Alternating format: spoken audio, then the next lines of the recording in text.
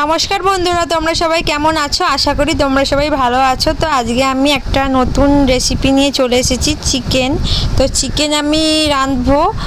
চিকেনটা boneless chicken নিয়ে চলে এসেছি। এই মাংসতে কোনো হাড় নেই। তো আমি দুটো ডানা নিয়েছি। দেখো তোমরা, এই মাংসটা আমি বাজার থেকে কিনে জল দিয়ে ধুয়ে পরিষ্কার করে রেখে দিয়েছিলাম। তো এটা আমি কেটে নেব। তো দেখো, কেটে নিয়েছি পিস পিস করে, চৌকো করে। তো ছোটো ছোটো করে কেটে নিয়েছি, কারণ এগুলো তো মাংস, এগুলোতে নুন ঝাল ঢুকবে, তাই জন্যে ছোটো ছোটো পিস করে নিয়েছি। তো এতে আমি ম্যারিনেট করে নেব। তেল দিলাম আর লেবুর রস দিচ্ছি, আর এতে দেবো হলুদ গুঁড়ো আর লঙ্কা গুঁড়ো দিয়ে ভালো করে ম্যারিনেট করে 4 থেকে 5 ঘন্টা আমি রেখে দেবো চাপা দিয়ে।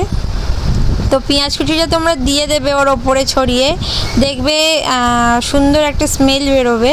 তো পেঁয়াজটা আমি কুচিটা দিয়ে 4 থেকে 5 ঘন্টা চাপা দিয়ে রেখে দেবো, নর্মাল টেম্পারেচারেই রাখবো। দেখবে তোমাদের যদি ফ্রিজ থাকে তো ফ্রিজেও তোমরা ঢুকিয়ে রাখতে পারো। তো আমি আমাদের ঘর ঠান্ডা বলে নর্মাল টেম্পারেচারে রেখে দিয়েছি। ফ্রিজে মাংস রাখলে কি হয়, মাংস টেস্ট চলে যায়, ওই জন্য আমি ফ্রিজে রাখিনি। নর্মাল টেম্পারেচারে রেখে দেবে। রেখে দিয়ে তারপরে আমি কড়াইয়ে তেল গরম করে নিয়েছি। তেল গরম হয়ে গেছে, তেজপাতা, সামান্য চিনি আর গোটা জিরে আর গোটা গরম মশলা দিয়ে দিলাম। তো ওটা একটু ভাজা হলে আমি ওতে ম্যারিনেট করা মাংসটা দিয়ে দিচ্ছি। তো মাংসটায় তোমাদের দেখাতে পারিনি, তখন আমার ছেলে উঠে গেছিলো। তো মাংসটার মধ্যে পেঁয়াজ, রসুন আর কাঁচা লঙ্কা বাটা একসাথে মাখিয়ে নিয়েছি। তো তোমরা ওই 4-5 ঘন্টা পরেই পেঁয়াজ আর রসুন বেটে কাঁচা লঙ্কা বাটা মাখিয়ে নেবে। নিয়ে আমি কড়াই দিয়ে দিয়েছি আর টমেটো কুচি করেও দিয়ে দিলাম। তো তারপর টমেটোটা আর সব কিছু মশলা ভালো করে কষিয়ে নিচ্ছি। তো ভালো করে মাংসটাকে কষাতে হবে, নইলে একটা কাঁচা স্মেল বেরোবে। তো আমার হাজব্যান্ড কাঁচা স্মেল বেরোলে মাংস খেতে পছন্দ করে না, ওই জন্য আমি তার জন্য প্রচুর কষাই। চিকেনটাকে ভালো করে কষিয়ে তারপরেই জল ঢালি। তো আমি চিকেনটাকে ভালো করে কষাচ্ছি। তো ওতে একটুখানি লঙ্কা গুঁড়ো দিয়ে দিলাম, ঝালটা কম লাগছিল বলে।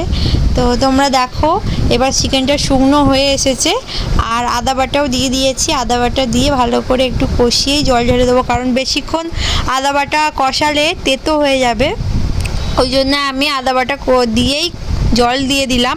তো দেখো তোমরা কি সুন্দর লাগছে। তো মাংসটা আমার জল ঢেলে দিয়েছি, জল দিয়ে 2 থেকে 3 মিনিট ফুটিয়ে নিয়েছি। ফুটিয়ে নিলেই মাংসটা নরম হয়ে গেছে। তো আমাদের চিকেন কষা রেডি হয়ে গেল। তো তোমরা এরমভাবে বানিয়ে খাবে। যারা থোর মাংস মানে মাংস পছন্দ করো না, হাড় খেতে ভালোবাসো, তারাও এই মাংসটা রেঁধে খেলে খুবই ভালো লাগবে। তো ভিডিওটা আমি এখানেই শেষ করছি। কেমন লাগলো বলবে, লাইক কমেন্ট শেয়ার করে দেবে, ইউটিউব থেকে দেখলে সাবস্ক্রাইব করে দেবে আর চ্যানেলটার পাশে থাকবে। তো আমাকে এরমভাবেই এগিয়ে নিয়ে যাও। তো ধন্যবাদ তোমাদের সকলকে।